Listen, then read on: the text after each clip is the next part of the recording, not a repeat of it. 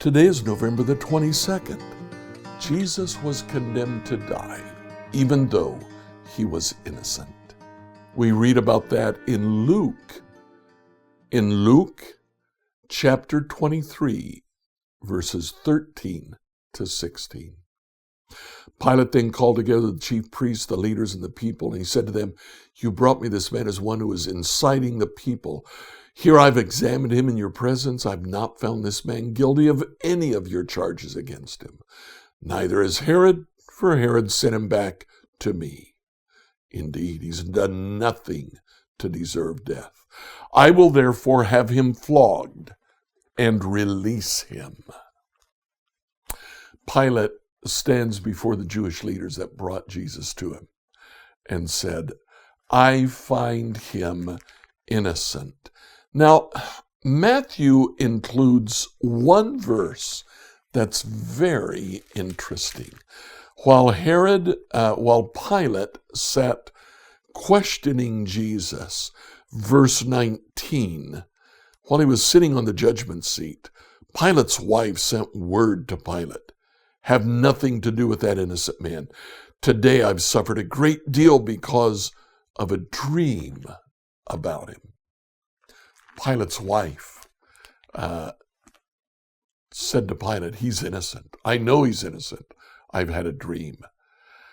There are legends that Pilate's wife converted to Christianity. In fact, in one branch of the Orthodox Church, she is actually canonized.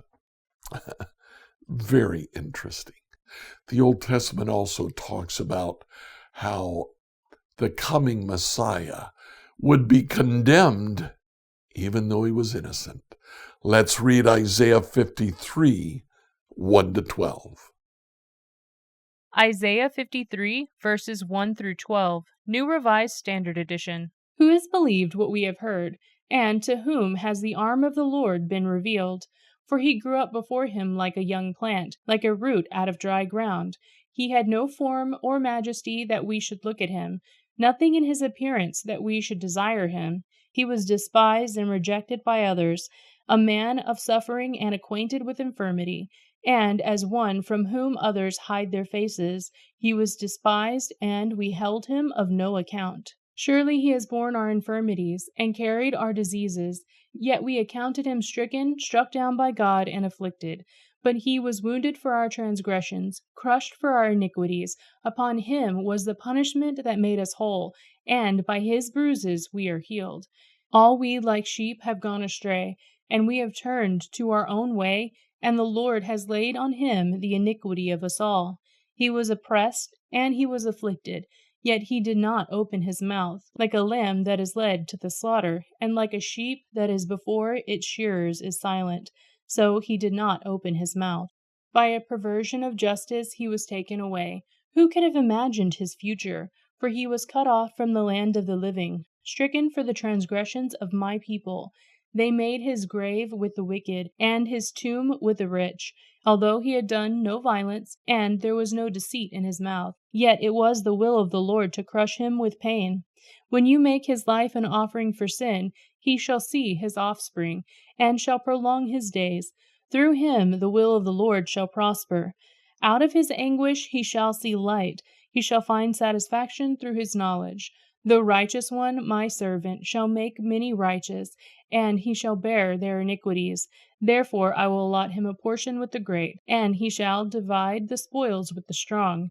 Because he poured out himself to death, and was numbered with the transgressors, yet he bore the sin of many, and made intercession for the transgressors. The Messiah was condemned to die, even though he was innocent. There was no wrong in his lips.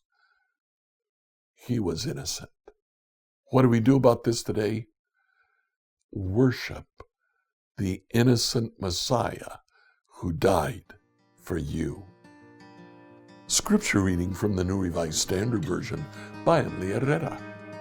If you live in the Greenwood, Indiana area and you're looking for a church, come check out New Hope Church. We're at 5307 West Fairview Road.